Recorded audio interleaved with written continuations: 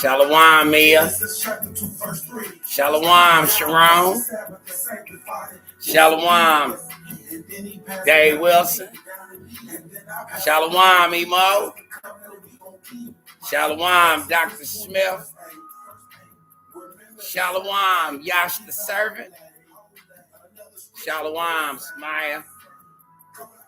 Shalom, all you my brothers and sisters in Hamashiach. Shalom, Paula, I see you. While we're waiting on people to come into the room, turn to 2nd Esdras, chapter 7. We'll pick it up around verse 70.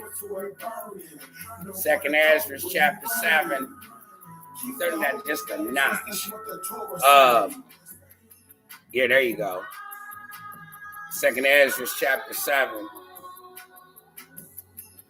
Shalom, Angie Jackson. Shalom, Denise Williams. Shalom, Gary. Because I know if Denise don't hear you somewhere around. Shalom. And if y'all see LV, y'all know what I'm going to say. Tell him I said shalom. While we waiting on people to come in the room, I'm going to go to y'all in prayer.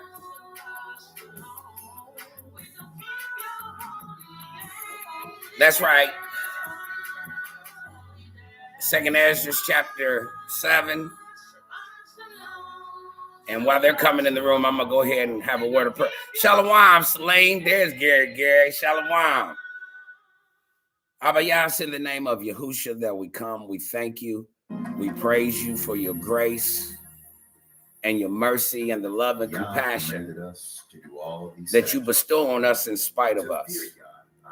We thank you, Abba Yahuwah, for seeing past our faults, but never failing to supply each and every one of our needs. Abba Yah, we thank you for life. We thank you for the forgiveness of sin. We thank you for the mercy that we do not deserve. Abba Yah, now in the name of Yahushua, we ask that Jeffrey would decrease, that you might increase. For I sit here before your people recognizing the fact that there's failure in me, but there's no failure in you. And I know that as long as you in control, Abba Yah, everything is going to be all right. So we ask that you would write your word on our hearts. And not only will you write your word on our hearts, let the words of our mouth and those meditations that come from the heart be acceptable in your sight. We love you. We adore you. We praise you. We trust in you. We waiting on you. Our hope is in you. Abba Yah. These are the blessings we ask in the name of Yahusha ben Yahuwah. And as a family, as an assembly, we say hallelujah. Hallelujah. Hallelujah. Shalom, Elder Yirmiyahu. Shalom, Aiden. Once again, shalom to all you, my brothers and sisters. There he is. Shalom, Elder Smith. Shalom, EJ. Shalom to all 12 tribes of Yasharel. To the family of the Yahudim. We are the Yahudim. And I'm just excited that we can all get in here again on another day to walk through the word, which I'll get started because y'all know me. I will talk you to death. So join me, if you will, in 2nd Esdras, chapter 7. 2nd Esdras, chapter 7. Do you know what page that's on in 2nd Esdras? Yep. The part of the chapter. Or? It's, what is it, 1180? 1181. Excuse me. 2nd Esdras, chapter number 7. That's page 1181 in my Sefer. or 1182, really, 1182. I'm going to read verse 70 through 74. Second Esdras, chapter 7, beginning with verse number 70. And of course, y'all know a brother's coming out of the Sefer. I'm coming out of the Sefer scriptures today. If you haven't got yours yet, make sure you get it. And don't leave out your pastor in this season of anniversaries. Make sure you get him or her that, because it may save their life and your very own. But anyway, Second Esdras, chapter number 7. I'm going to start reading at verse number 70. Look what it says. He answered me and said, when El Elyon made the world and Adam and all who have come from him, he first prepared the judgment. Y'all see that? He first prepared the judgment and the things that pertain to the judgment. And now understand from your own words, for you have said that the mind grows with us. For this reason, therefore, those who dwell on earth shall be tormented, because though they had understanding, they committed iniquity. Boy, y'all better catch that. Though they had understanding, they committed iniquity. And though they received the commandments, they did not guard them. Do you see that? Mm-hmm.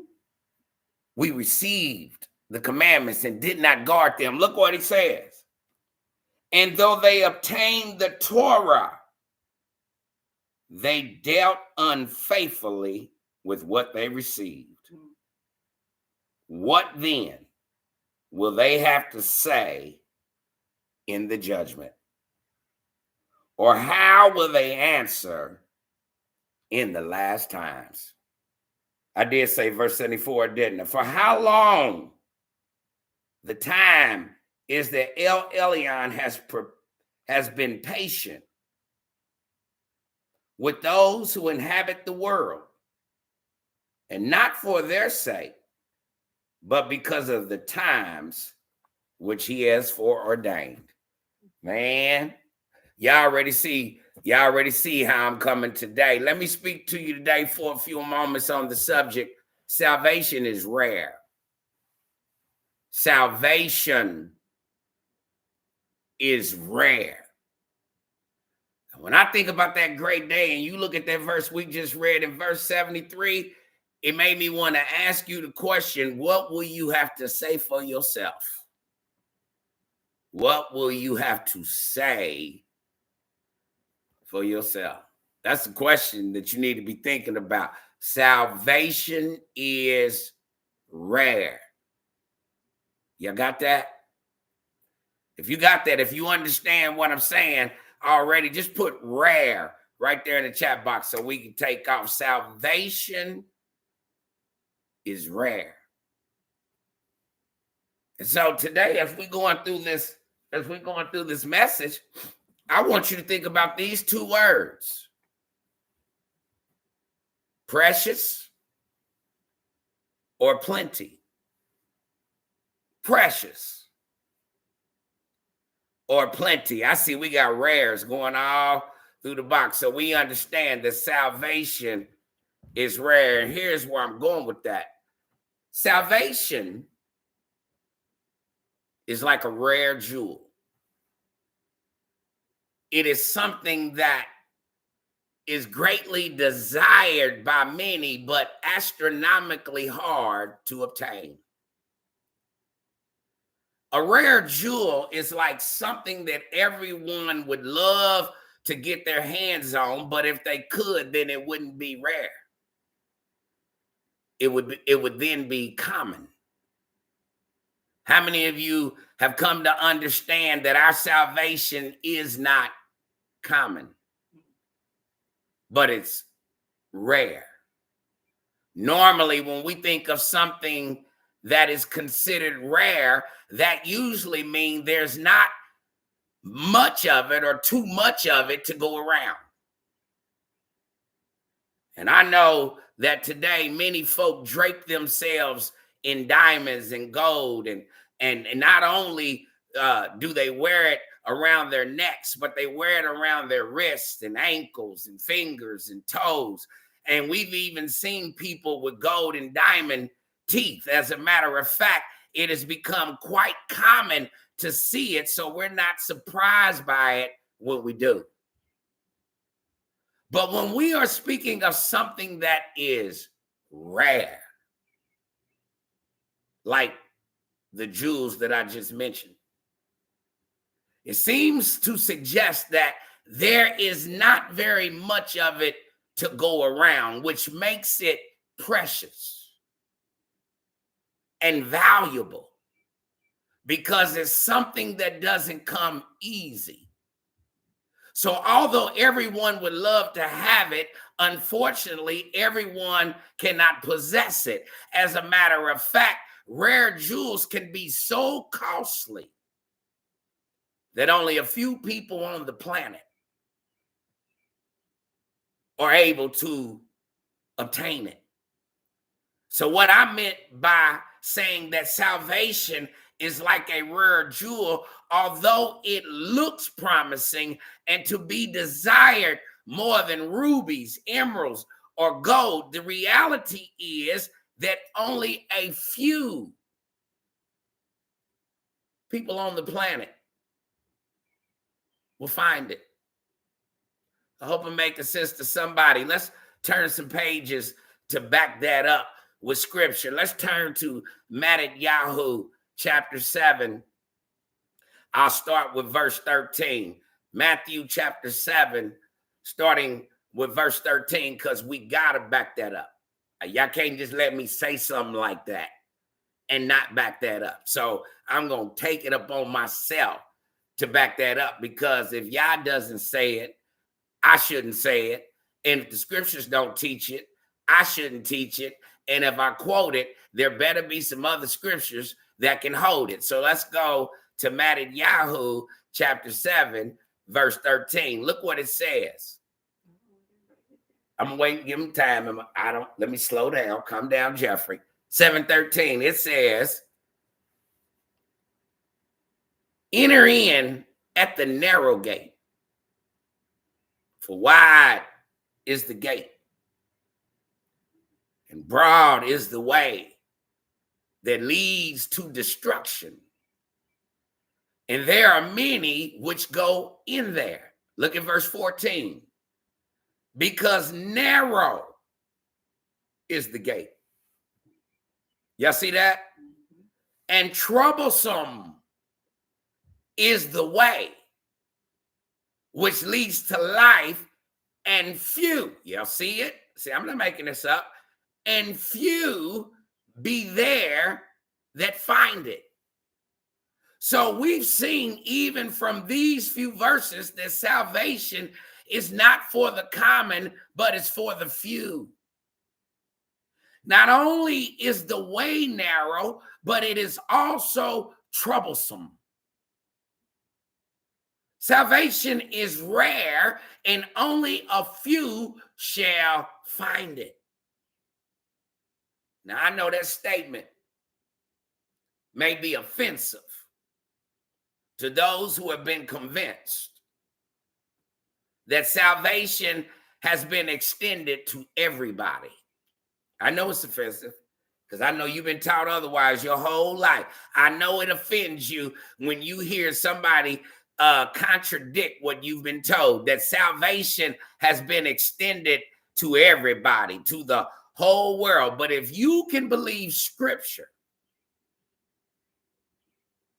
more, listen to me now, if you can believe the scriptures more so than these false prophets prancing poorly in the pulpits, then you can see that Yahushua did not come to save everybody. but he came to save the few. He came to save those who walk the narrow way, like a ballerina walking across a balance beam without a mat to break her fall. Or a tightrope over a volcano. We ain't got time to play. The way is narrow, and that way is the way of Torah. That way is the way of the word, the one that became flesh, dwelt among us, the one that Yachanan said we beheld his glory. The glory as of the only begotten of the Father, full of grace and truth. I'm talking about the way, the one who said, I am. Calm down, Jeffrey. Ain't no reason for you to be getting all charged up. The way, the truth, and the life. No man comes to the Father. Help me somebody, but by me. That's the way. And that way is narrow because that way is offensive to a lot of people. So I know that statement of saying that salvation is not extended to everybody, but that is rare, may come off as offensive to those who have been convinced by the preachers prancing poorly through the pulpits that it's been extended to everybody and that once saved, always saved. Yahusha came to save those who walk the narrow way. He said that he came to save those that do the will of the Father. Look at verse 15. He says, beware of false prophets. Beware of false prophets, which come to you in sheep's clothing. They're not coming looking like wolves. They're not coming dressed like gangsters. Well, at least they used to didn't come that way. But they going to come in sheep's clothing. They going to look like they own the team. They going to look like they serve the same Yah you serve. They going to look like they walk in the same spirit that you walk in. They going to look like they pack the same word that you pack, but they're wolves in sheep's clothing. They out there. This is why we have to beware of false prophets that come to us like that, because inwardly they are raving wolves. 16, Yah says, you should know them by their fruit. Because somebody might like, I don't know what one look like. I couldn't pick them out of a lineup. He said, you should know them by their fruit. So if they're promoting something other than what Yah has said, then you shall know them by their fruit. In order for you to know what Yah said, that means you got to read the words yourself. You got to study to show yourself approved. For a workman needeth not be ashamed when rightly dividing the word of truth. If you gonna know their fruit, then you have to put in the work to seek Yah for yourself. Somebody said, he who comes to Yah must believe that he is, and a rewarder of those that diligently seek him. Am I making sense to anybody? He said, you shall know them by their fruit. So if they're promoting something other than what Yah has said, you should know them by their fruit. If Yah says the seventh day is the Shabbat, but these false prophets who are prancing poorly through the pulpit promote Sunday Sabbath, then you should know them by their fruit. If false prophets preach any other name than Yahushua HaMashiach as the name given amongst men whereby we must be saved, then you shall know them by their fruit. Calm down, Jeffrey. I'm trying, but you're getting me started. If these so-called spiritual leaders are promoting lawlessness and idolatry and paganism, which is enmity towards the narrow way of Torah, then you shall know them by their fruit. But if you working with the same spirit they're working with, then you won't see a thing. That is just the blind leading the blind, and you would not be able to blame anyone but yourself when you fall into the pit with them. Am I making sense to anybody? The text goes on to say, do men gather grapes of thorns or figs from thistles? Even so, every tree brings forth evil fruit. Even so, let me read that again. Every tree, am I reading that wrong? Brings forth. No. Even so, every good tree brings forth good fruit. And then finish that. Because that was verse 17. Read 17.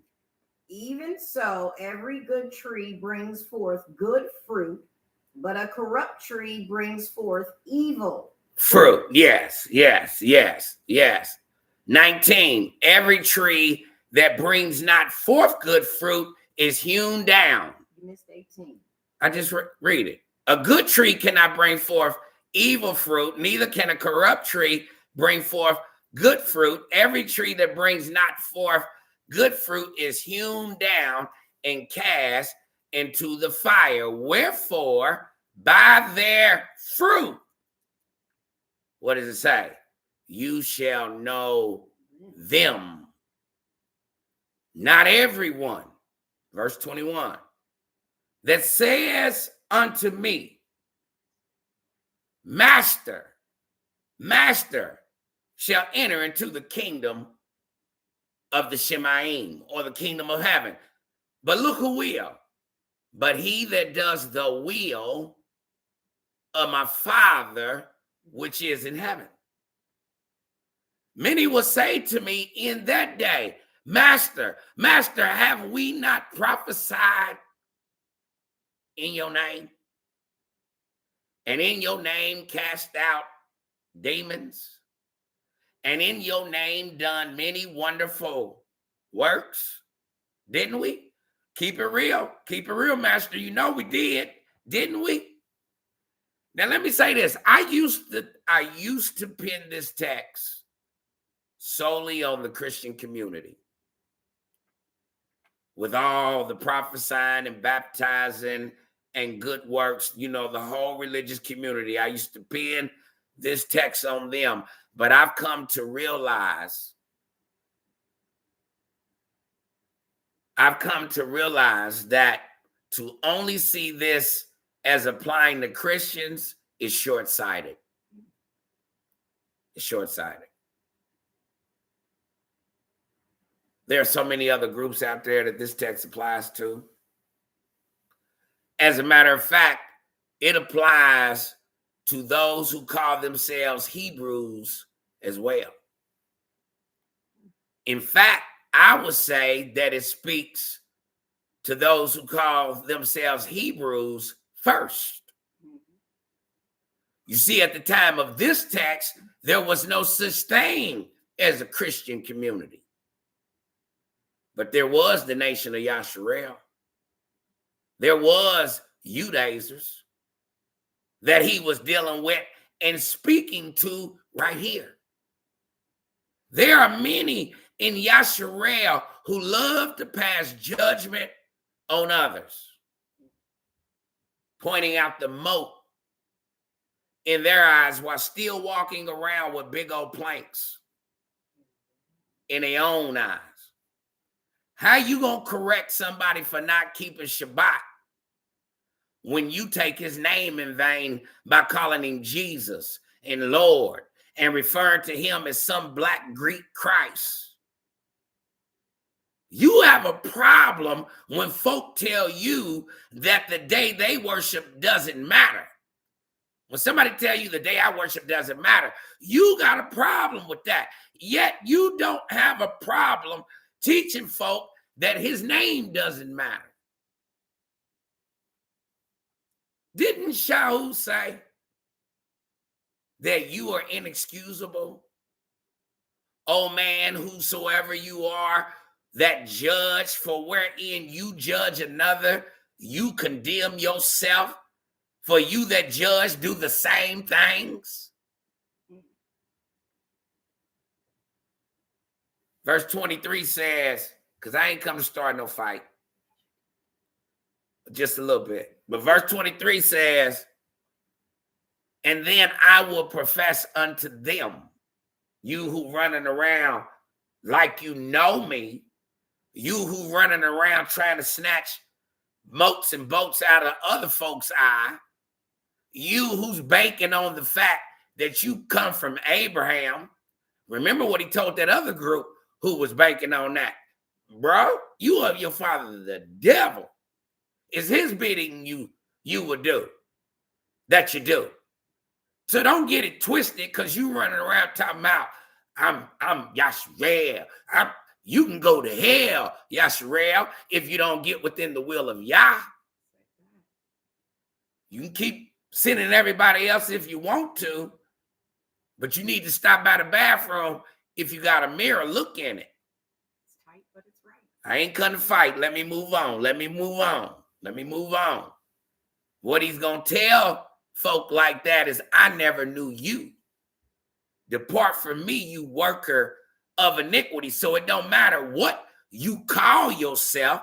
You can call yourself Christian. You can call yourself Muslim. You can call yourself Israelite. If you're not doing the Father's will, which is to believe, calm down. Calm down. Ain't got to get riled up. Which is to believe in his only begotten son, Yahushua Hamashiach, not some made-up character named Jesus the Christ, the imposter. I know, calm down. But Yahushua Hamashiach, no man can serve two masters. So you either on the side of Jesus or you follow Hamashiach. But you don't get to act as if they're one and the same. Somebody say the devil is sure enough a lie. Oh, he's a liar. So choose one or choose the other. And I'm trying to tell somebody not to get caught naked. Don't let him call your name and you get caught naked. Don't let him knock on the door and you undress. Am I making sense to anybody? Don't get caught with your garments down. All right. Or you'll be asked to leave. Turn over to chapter 22 of Matthew. So I'm going to talk to y'all for a second so I can calm down. I told y'all I'm going to, Matthew 22. We can start at verse 1. Let me talk to y'all for a second. All right, I'm back. Because we talk about this. I gotta calm down. So, verse 1, Matthew chapter 22, look what it says. And Yahushua answered and spoke unto them again by parables, and said, the kingdom of heaven is like unto a certain king, which made a marriage for his son, and sent forth his servants to call them that were bidden to the wedding. And they would not come. Again, he sent forth other servants, saying, tell them which are bidden, behold, I have prepared my dinner, my oxen and my fatlings are killed, and all things are ready. Coming to the marriage. But they made light of it and went their ways. One to his farm, and another to his merchandise. And the remnant took his servants and entreated them spitefully and slew them. Y'all see that? Y'all know Yasharel. We prophet killers. But when the king heard, therefore, he was angry and sent forth his armies and destroyed those murderers and burned up their city. Then said, and you know that happened in AD 70. We killed his son, and look what happened. They surrounded Jerusalem. They burnt the city. I thought about this when I wrote Yahuwah Zabaoth. But look what it says. Verse 8. Then said he to his servants, the wedding is ready, but they which are bidden were not worthy. Go ye therefore into the highways, and as many as you shall find, bid to the marriage. So the servants went out onto the highways and gathered together all as many as they found, both bad and good. And the wedding was furnished with guests. Everybody's there. It's furnished with guests. And when the king came to see the guest, I can imagine him coming in the room, checking out everybody who there. He comes in. It says, and when the king came to see the guests, he saw a man there which had not owned a wedding garment. We got a problem. We got a problem. We got a problem. He seen somebody in there amongst the guests without wedding garments on. Didn't I just say don't get caught naked? Verse 12. And he said unto him, friend, bro, how did you come in hither not having a wedding garment? And it says he was speechless. So we know it was, where you going to say? Where your clothes at, man? Why are you naked, man? Why are you covered in the wrong stuff? And he's speechless. A lot of folk going to be speechless in the presence of Yahuwah because you can't lie. Friend. No excuses. Friend. You got to be a friend. You trying to hang out with me and my people. Friend. How'd you get in here? Having no wedding garments on. Verse 13, then said the king, the one that everybody says is going to save everybody, the one that extended salvation to everybody. Then said the king to the servants, bind him. What? Yeah. Tie him up. You mean tie him up, hand and foot. He walked in here, but he won't be walking out. Bind him, hand and foot, and you take him away. What we gonna do with him, y'all, when we get him up out of here, in these filthy clothes? We got him tied up. What do you want us to do? Cast him in the outer darkness, where there shall be weeping and gnashing of the teeth. Get caught naked if you want to. Look what it says. For many are called, but few, there's that word again, few are chosen. So now let's flip back over to 2nd Esdras or Ezra. Because as we look here at the 7th chapter of Ezra, what page is that on again? That's 11. What is that? 1154. Where are we going? 7th chapter of Ezra. Right. Is that 1184? Well, it's 82 or 83. I don't know what okay. You're coming from. Is it we gotta go to the 7th chapter of 2nd Esdras. Mm-hmm. Let me see. Because I want to go here because there's a conversation taking place between Esdras and Yah. Mm-hmm. through the mediation of the Malachim. In other words, we have a Malek on scene that's mediating between the two. And the conversation is about judgment and eternal separation and condemnation and damnation and things of that nature. To make a long story short, the reality of it horrified Ezra.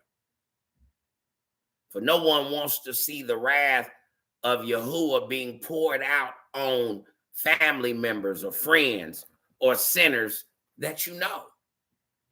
Which is why we work so hard right now to wake our friends and family members up in order to thwart the plans of the enemy, who wants to see all of us destroyed by Yahuwah's judgment and wrath.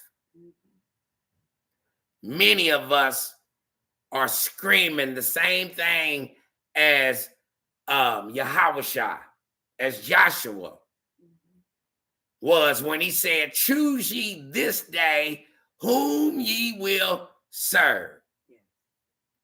If Bahalim be your master, then serve him. That's right.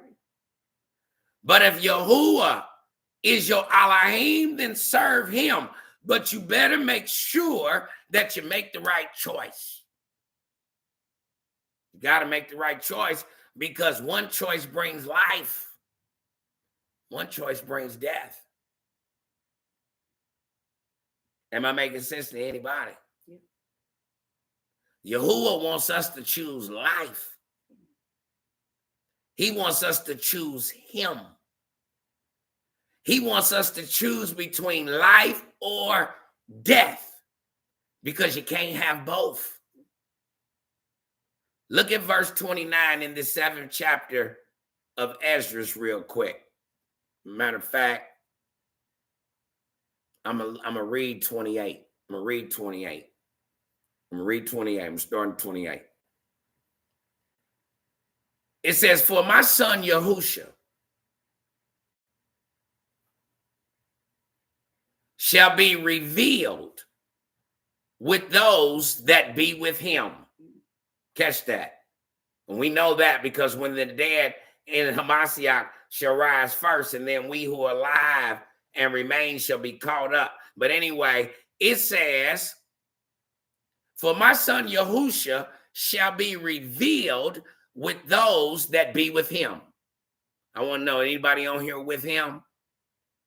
"And they that remain shall rejoice within 400 years. Now, that's Yah time. Don't get me trying to calculate Yah time. We just know that's time. Now, remember, let me say this too. This is a prophecy. So this is not coming out in chronological order. But remember that prophecies are like seeing two mountains from a great distance. From a distance, looking at two of them, it appears as if they are sitting side by side. But what you discover as you move closer and closer towards the mountains is that they may look side by side from a distance, but up close, they're sitting miles and miles apart. I'm going to say that again. From a distance, they look side by side, but up close, they look miles and miles apart. That's how prophecy is. So when reading prophecy in the book, you have to remember that on the page, it may appear as if these things happen chronologically, one after another, like back to back, but that's not how prophecy works.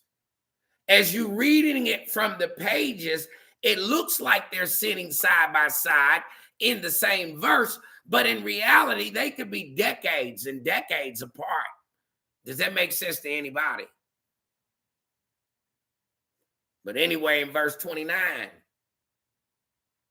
says, "After these years shall my son Mashiach die, and all men that have life. And the world shall be turned into the old silence. Y'all see that? I imagine like it was before man got here. That old silence, or the silence that took place after he destroyed the world in a flood, saved Noah and his family. That old silence. It says 7 days, like as in the former judgments. So that no man shall remain. Look at verse 31. And after 7 days, the world that yet awakens not. Make a mental note of that. The world that yet awakens not. Because we're going to tie that to Revelation chapter 20. I'm going to read that verse again.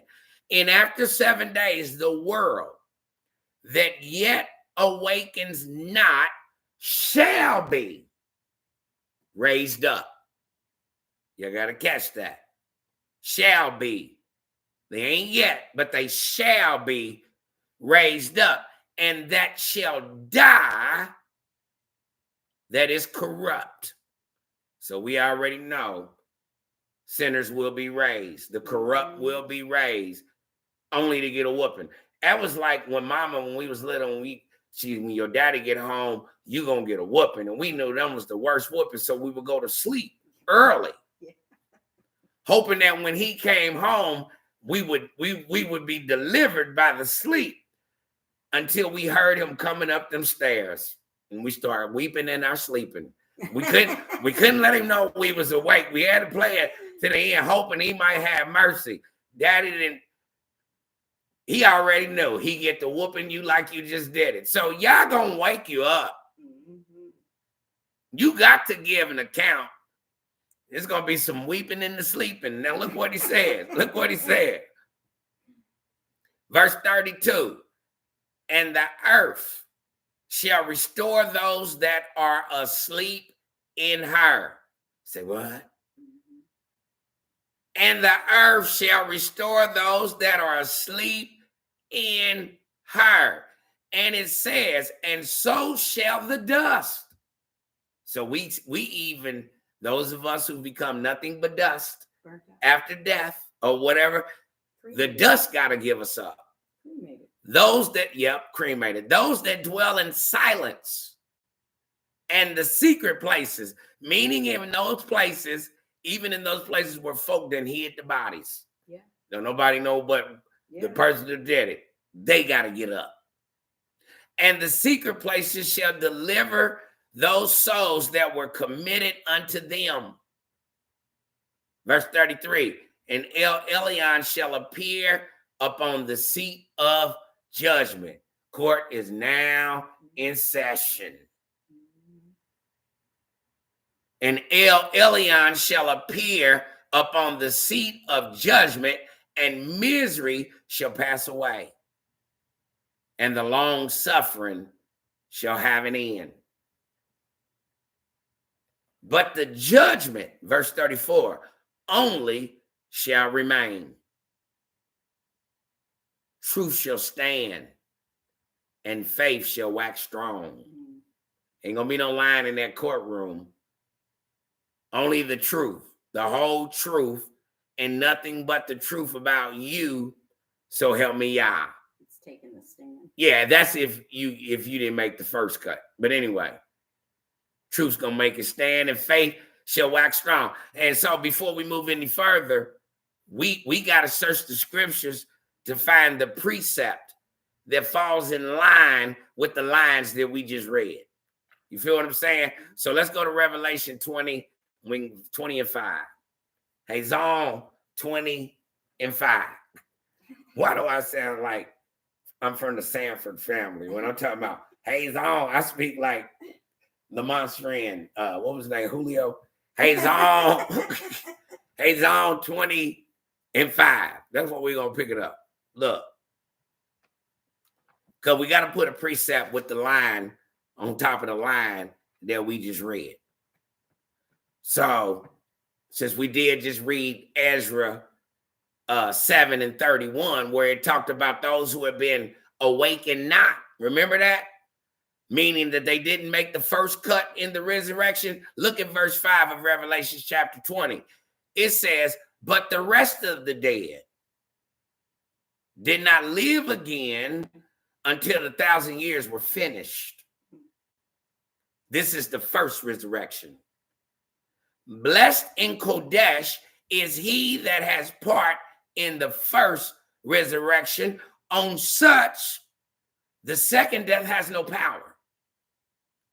But they shall be priests of Elohim and of Mashiach, and shall reign with him 1,000 years.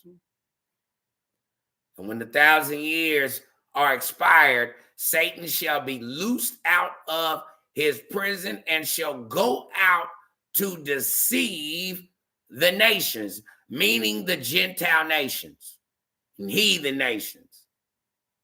And let me say this, because me and Samaya already duked it out like Rock'em Sock'em Robots. You are finished. I know, I'm telling. Duke it out. I'm telling. Okay. Peep this, y'all. She gonna try me on this holy Shabbat. So look. Let's see what's being said here.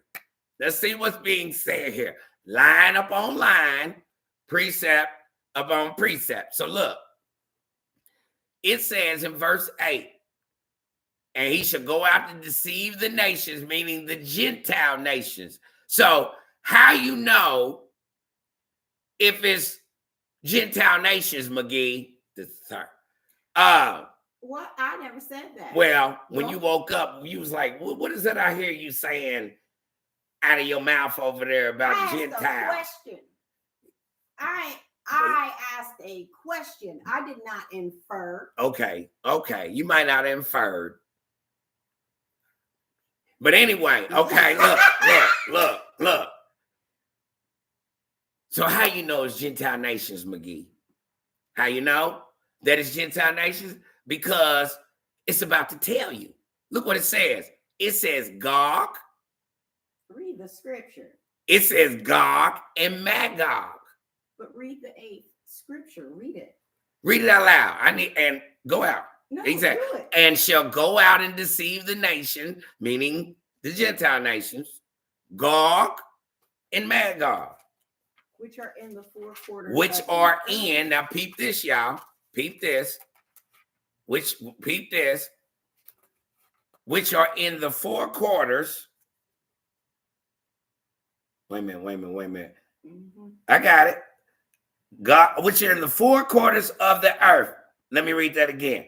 And shall go out to deceive the nations, which are in the 4 quarters of the earth, Gog and Magog, to gather them into battle. So, together into battle. So look, how do I know we're dealing with Gentile nations? Because it's Gog and Magog. And Genesis 10 makes it perfectly clear. We line up on line. That Gog and Magog come from the line of Yefet. And from his line, watch what I'm saying. And from his line comes the Anglo-Saxon. From his line comes the Caucasian. From his line comes the European Khazars. From Japheth's line comes the Armenians. From Japheth's lines come the European Jews. From that line comes the Vikings, the Turks, the Huns, the Finns.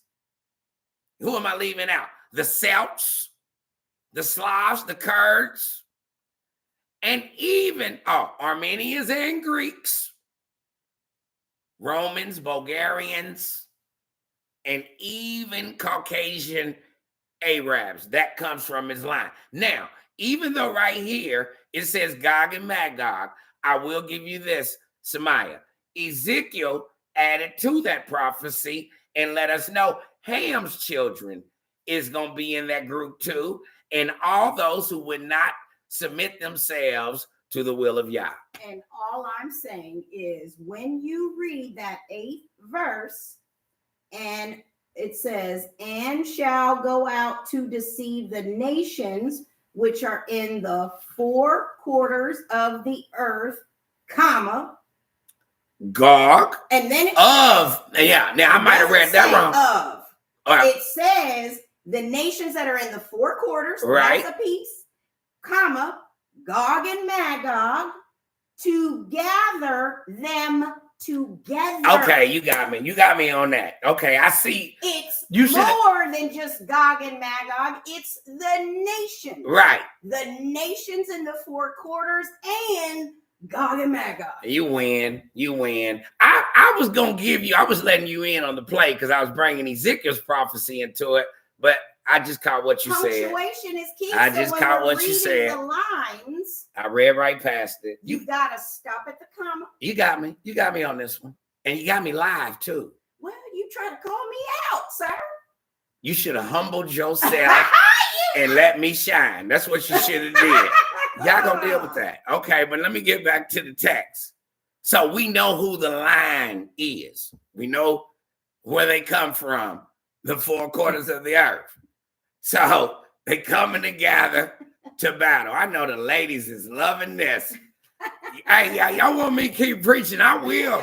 We can shut it down right now. You can't do that, sir. You can't do that. You do the same to me. I do the same to you. All right, iron sharpens iron. All right, I'm going to calm down. It's all in love. All right, love. I'm going to calm down. Okay.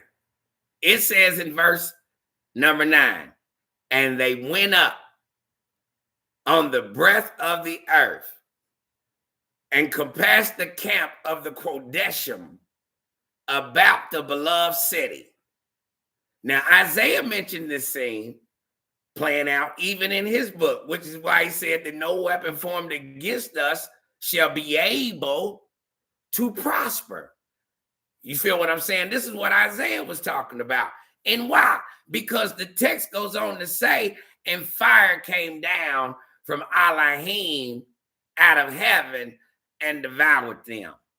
Hey, y'all, it's hard for me to go on with her sitting over smirking at me. I am not smirking. Yeah, you smirking. You smirking. You smirking. I'm going to press my way through. I'm going to press my way. Y'all better come get her, Celine. The race is not given to the swift nor the strong, but to the one who endures all to right. the end. You won that one. Okay. Teach, Moray. All right. I'm a woosah. And so verse 10. My elder, she over here smirking. Verse 10. And the devil that deceived them was cast into the lake of fire and brimstone, where the beast and the false prophets are, and shall be tormented day and night forever and ever.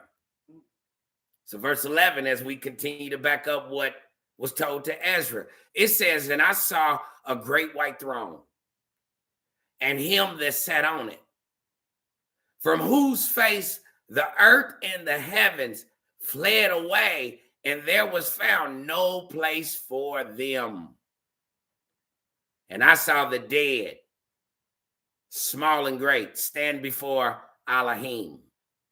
And the Sephirim were open, and another Sephir was open, which is the Sephir of life. And the dead were judged out of those things which were written in the Sephirim, according to their works.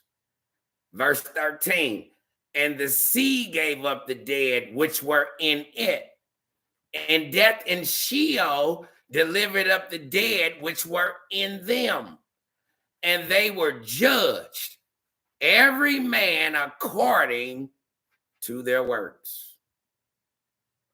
Verse 14, and death and Sheol were cast into the lake of fire. This is the second death.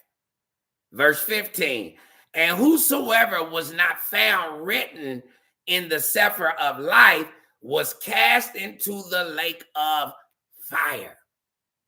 So we can see that Esdras and John, Yochanan, are on the same page. They saw the same thing pertaining to that same judgment. Now, I need y'all to make a mental note of verse 15 as we go back to 2nd Esdras chapter 7, verse 36. I need y'all to make a mental note. They're standing there in verse 15. What is that? Where did I leave off at? Verse 15 in Revelations, it says, and whosoever was not found written in the Sefer of life was cast into the lake of fire. So let's get back to Esdras 1182. Look what it says in verse 36. And remember, y'all sitting on the throne. Verse 36 says, then the pit of torment shall appear like fire. Mm-hmm. And opposite the pit shall be the place of rest. So you got the pit of torment on one side, you got the place of rest on the other side. Look what it says. And the furnace of Sheol shall be disclosed. And opposite it, the paradise of delight. So we got hell on one side and peace and paradise on the other. Am I making sense? Mm-hmm. Look what it says. Verse 37, then El Elyon will say to the nations that me and Samaya just argued about, will say to the nations that has been raised from the dead, look now and understand. Since you couldn't seem to comprehend why you were living your sinful life, you gonna understand now who it is you have denied. Look and understand who it is you have denied, whom you have not served, whose commandments you have despised. Yah says, look on this side. See hell, see torment, see that lake of fire. Mm-hmm. And on that side, here are delight and rest. And on that side, there are fire and torment. Look at them. Look at both sides. Why? Yah wants you to understand what you chose. Take a good look at the choice you made. Look. You were too blind to see it when you were in the streets. Look, you couldn't see it because you were standing behind the cross. But now I need you to look. Look at the choice you made concerning your eternity. Take a good look because it is something you got to live with. Did Yaakov, who we call James, not tell us that friendship with the world means enmity against Yah? Didn't he tell us that? Therefore, anyone who chooses to be a friend of the world becomes an enemy of Yah. This is where the lust of the flesh and the lust of the eyes and the pride of life will get you. Standing between life and death, having to look at your choice. It says, thus he will speak to them on the day of judgment. Look at verse 39. A day that has no sun or moon or stars or cloud or thunder or lightning or wind or air or darkness or evening or morning. Did I leave the water out? You left the water out. That means it's going to be a dry place. No. No, that means everything comes to a halt. Or summer or spring or heat or winter or frost or cold or hail or rain or dew. I was like, where did they all go? You heard what Yachanan said in Revelation. They fled from the presence of the one sitting on the throne. Everything stops on that day. Ezra said here in 42, or noon or night or dawn or shining or brightness or light, but only the splendor of the glory of El Elyon, by which all shall see what has been determined for them. Did y'all catch that? All shall see what has been determined for them. Yeah, there he go with his time again, for it will last for about a week of years. So judgment ain't gonna just happen overnight. No. It's gonna take some time to get through all these generations and generations and generations of souls that did not make it in. We're talking about the ones that did not make it in. It reminds me of graduation. You know how you just waiting to see your kid walk across the stage, but there could be 700 kids. They gotta go before and that's you. A long graduation It's a to long... call every single name. Yes, he ain't leaving nobody out. Nobody. Verse 44 said, "This is my judgment and its prescribed order, and to you alone have I shown these things." So look at this, verse 45.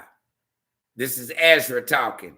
I answered and said, "Oh, Yahuwah Zabaoth, I said then and I say now, blessed are those who are alive and guard your commandments." Hallelujah. How many of you know and understand that the blessing is for those who keep and guard his commandments?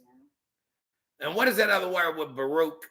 Barakatah. Barakatah. That is the name. That's bless or blessing. Barakatah. Barakatah. Or Barukatah. Or Barukatah, yes. Mm-hmm. That are those who, that's only to those who guard his commandments. And there are so many folk who lie to themselves every day, convincing themselves that they have a personal relationship with the Most High, but don't keep their commandments. But the record is, if any man says that I know him, but keeps not his commandments, he's a liar. And the truth is not in them. So you lying to yourself. You talking about, well, I keep these few, but I don't keep those. You don't know him. That ain't per Jeffrey, that's per word. Now, who you gonna believe? Verse 46. Now, Ezra's tripping. This is ugly. Don't nobody want to see their loved ones had to go over that way because of their choice. But look what Ezra said. But what of those for whom I prayed? What about those I interceded for? That's a question we all would ask. But look what Ezra said. For whom among the living is there that has not sinned? Y'all see that? Yeah. Whom among the living has not sinned? So you telling me we all gonna go this way? Those who didn't make the first cut. That's what he feels like, yeah. He says, what about those I prayed for? Whom among the living is there that has not sinned? Or whom among men that has not transgressed your covenant? Which one of us? Ezra's basically saying we all have sinned and come short of the glory of Yah. Yeah. All we like sheep have gone astray. There's no one righteous. No, not one. So when he looks at 47, and now I see that the world to come will bring delight to few. There we are again. To few. But torment to many. For an evil heart, look, now he's confessing. For an evil heart, is called iniquity, has grown up in us, which, look what it's done, is alienated us from Elohim and brought us into corruption and the ways of death. But you can't tell people that. No. I got a personal relationship. I've been knowing God all my life. God Riel, the God of this world. He been leading you along. You have been alienated from the Most High. You have been bought into corruption and the ways of death, but you won't believe it. Nope. Even though we tell you, Satan deceived the whole world. Not me. Yeah, Not me. Not over here. Freestyle missionary, Big Wig Baptist Church. Not me. Not the big wig. Yeah, Big Wig Baptist Church. Not realizing that you've been alienated from your Creator. And you've been bought into corruption and the ways of death. And look what Ezra said, and shown us the paths of perdition and removed us far from life. Can I keep going? Yeah, keep going. And that not just a few of us, look what Ezra said, but almost all who have been created. I told you salvation is rare. Am I making my case? Salvation is rare. It is not for everybody. It's not for the whore. It's not for the homosexual. It's not for the murderer. It's not for the liar. It's not for the... Calm down, Jeffrey. He didn't... Look, when he died, you should have took advantage of the opportunity. But if you think that you can bank on the blood and continue being the whore, continue being the pimp, continue being the drug dealer, continue to be the murderer, there is no more sacrifice for sin. Let me talk to y'all.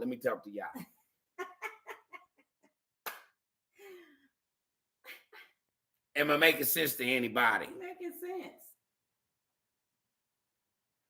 Verse 49. He says, he answered me and said, listen to me, Ezra, and I will instruct you and will admonish you yet again. For this reason, El Elyon has made not one world, but two. What? Y'all think y'all slow to the game? He knew what was going to go down with this world when he made this one. So while in the process of making one, he made two.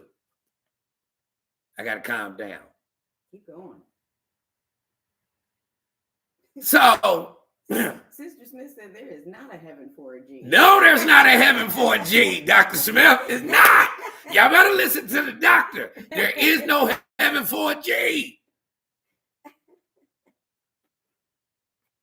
For this reason, El Elyon has not made one world, but two. Verse 51. For whereas you have said that the righteous are not many, but few, while the wicked abound. Hear the explanation for this, Ezra. If you have just a few seconds, look what he said. If you have just a few precious stones, will you add lead and clay? I said, Yahuwah, how could that be? And he said to me, not only that, but ask the earth. She would tell you. Defer to her, and she will declare it to you. Say to her, you produce gold and silver and brass, and also iron and lead and clay. But silver is more abundant than gold, and brass than silver, and iron than brass, and lead than iron, and clay than lead. Verse 57. Judge therefore which things are precious and desirable, those that are abundant or those that are rare. Catch the question. Which ones are precious? Those that are abundant or those that are rare? Precious or plenty? Like I said, precious or plenteous?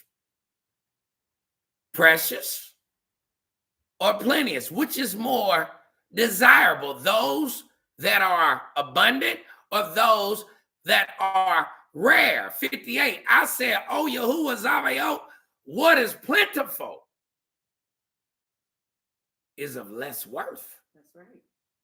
Y'all got to catch that. For what is more rare is more precious. Catch what he's saying. Sinners, there's plenty of them. Plenty. Idolaters, plenty of them. Plenty. Those who reject Yah, plenty us. But righteous, rare. Few. Yah says the righteous are rare. There are few. I hold on to them, and I'm not going to mix no more junk with them in the new world. What did we come up with on what we were looking at when we was talking about the common things We have rare. versus the rare things? What do we get about what we got first? Rare. Rare. What do we get? Yakar. Yakar. The Hebrew word for rare is yakar. And what do we get?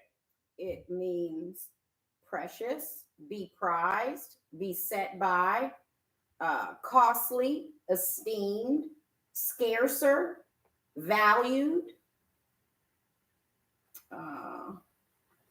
Let me move down here. The root.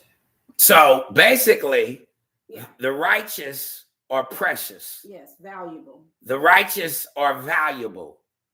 Be made precious, be prized, be set by, withdraw.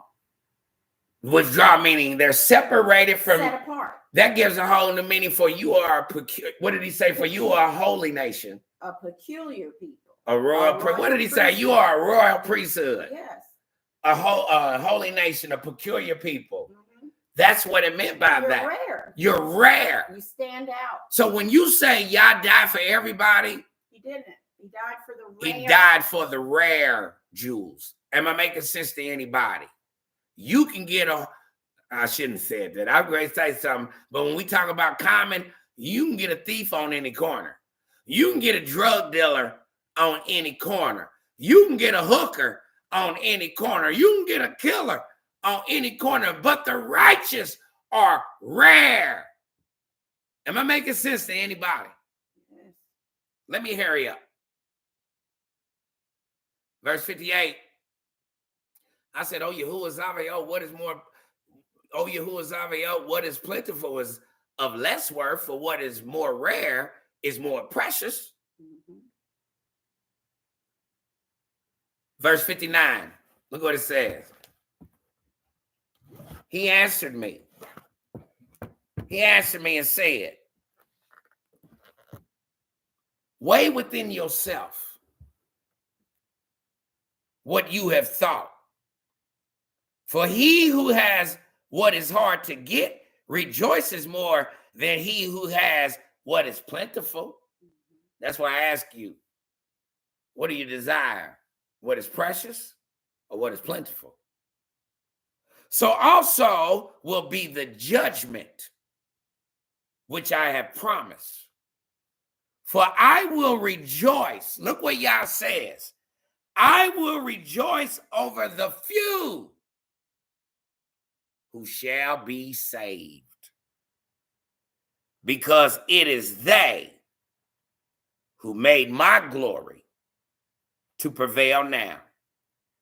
And through them, my name has now been honored. For all those who say his name don't matter, he says, through them, my name, Yahuwah Zavaot, has been honored. My name, Yahusha ben Yahuwah, has been honored. 61. And I will not grieve. Look what Yah says. See, People don't know the Yah. Look what he says. I will not grieve.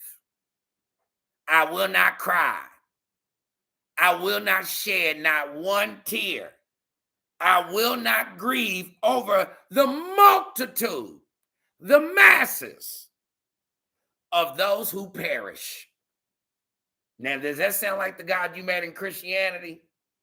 You mean the Elohim that we met in? That ain't the same one. That ain't Esdras. No, that ain't Esdras. This one here won't let you do it. Look what he says. And I will not grieve over the multitude who perish. They had a chance. They had a chance. They had a choice. For it is they who are now like a mist and are similar as a flame of smoke. Y'all's not going to spend eternity crying about you if you didn't make the cut. Out of sight, out of mind. And somebody's offended by that, but absolutely, it is what it is. If you're offended, check yourself. So let me read this. They are set on fire, burn hotly, and are extinguished. Remember I told y'all of lake of fire, Revelation 20. I replied and said, O earth, what have you brought forth? If the mind is made out of dust like the other created things, for it would have been better if the dust itself had not been born, so that the mind might not have been made from it. He's saying, yeah, if you hadn't made the dust, then we wouldn't have came from it. Look what he said. But now the mind grows with us, and therefore we are tormented because we perish and know it. It's like, daddy gonna whoop you when you get home. We perish and know it. Verse 65, let mankind lament. But let the beast of the field be glad. Why? Why they get to be glad? Let all who have been born lament. But let the four-footed beasts and the flocks rejoice. For it is much better with them than with us. For they do not look for a judgment, nor do they know of any torment or yasha, meaning deliverance, promised to them after death. For what does it profit us that we shall be preserved alive, but cruelly tormented? But for all who have been born are involved in iniquities and are full of sins, burdened with transgressions. And if we were not come into judgment after death, perhaps it would have been better for us. As I said, if we could have lived and just died and that been it, we'd have been cool. But we got to give an account for everything we did while we lived. But Yah made creation. He made man for his good pleasure, for his will. So iniquity had no place here. And now when iniquity drops in and tries to wreck the place, what does Yah do? He wrecks iniquity. Yes, he does. And that's exactly. So please don't make him wreck the iniquity in you. I'm going to finish up. Look what it says. Where'd I leave out? What verse? 60. I believe you're going to 69. 69. And if, wait a minute. 68. For all who have been born are involved in iniquities and are full of sins and burdened with transgressions. And if we were not come into judgment after death, perhaps it would have been better for us. He answered me and said, when El Elyon made the world and Adam, and all who have come from him, he first prepared the judgment and the things that pertain to the judgment. And now understand from your own words, Ezra, for you have said, the mind grows with us. For this reason, therefore, those who dwell on earth shall be tormented. Absolutely. because though they had understanding, they committed iniquity. A choice. Y'all ain't even letting you off the hook pretending like you were ignorant. He said you had understanding and you committed iniquity. Mm-hmm. And though they received the commandments, they did not guard them. A choice. A choice again. And though they obtained Torah, they dealt unfaithfully with what they received. A choice. Did not obey it. What then will they have to say in the judgment? What can they say in the judgment? Nothing. Speechless. Or how will they answer in the last time? They're going to be just like that man that was bound and carried up out of there. Mm-hmm. For how long the time is that El Elyon has been patient with those who inhabit the world, and not for their sake, but because the times which he has foreordained. I'm going to stop right there. There it is. I'm going to stop right there. Salvation is rare. I hope you understand what I'm saying. It's rare.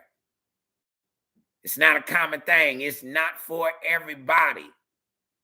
So if you want it, you better follow Yahusha and you better keep them laws, statutes, and commandments, which is saying the same thing, because if you follow Yahusha, you're going to keep the law, statutes, and commandments. Hallelujah. Can we get a hallelujah?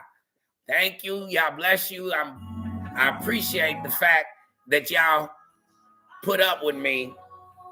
And we want to say happy birthday to Dr. Smith. Happy soul day to Dr. Smith. We really hope and pray that you rest. Spend time with Yahuwah today. I know you are, Doc. I know you are. And for the rest of y'all, we want you, if you believe the message and you receive the message, will you share the message? Whether it's Facebook, YouTube, will you share the message? Preferably on both. We got to get this word out. We know what's coming. And Ezra already let us know all the praying in the world can't stop what's coming on the unrighteous. Josh gets me geeked as we get go out. Y'all remember today, the focus, the glory, everything goes to Yah. Trust him. Even if you got problems waiting on you, give it to Yah. Give it to him today. Don't even worry about it. And he'll take care of whatever you got coming at you.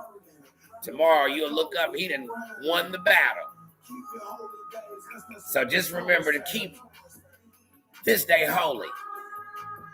Because Yah set this one aside for us and him.